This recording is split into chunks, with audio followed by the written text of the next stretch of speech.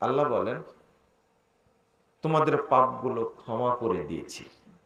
2, পাপগুলোকে নেকি দ্বারা পরিবর্তন করে দিয়েছি।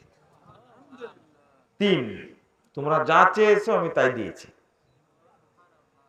4, তোমরা যে শ্রম দিয়েছো এই মাজলিসে আসার জন্য, সময় দিয়েছো, এই জন্য আমি নেকি দিয়েছি, যে নেকি হলে তোমরা জান্নাতে যাবে, পূর্ণ নেকি দিয়েছি। এই 4টা যখন বলেন তখন ফেরেশতারা বলে ইয়া রাব ফিহিম ফুলান আব্দুল খাত্তাব। আল্লাহ, আচ্ছা শোনেন, এর মধ্যে যে একজন লোক এসে বসে আছে, লোকটা খুবই খারাপ, নিকৃষ্ট, বড় পাপী, কোনো পাপ বাকি নেই সে করেনি।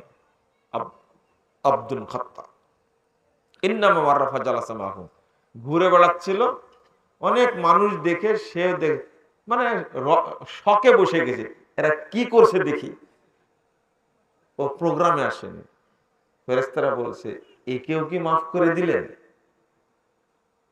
আল্লাহ বলছেন ওয়ালাহু গফারতু, আমি ওকেও মাফ করে দিয়েছি। এবার কি বুঝতে পারছেন কি কোন জায়গা এটা?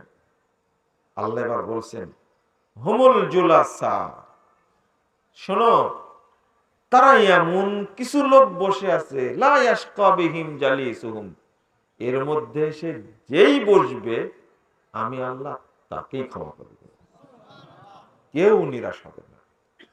তাহলে মাজলিসে এসে বসে আলোচনা শোনা ফজিলতটা বুঝলেন তো? তাহলে বোঝা গেল আলোচনা না বুঝলে আল্লাহ মাফ করে দেবে। এবার কি বোঝা গেছে?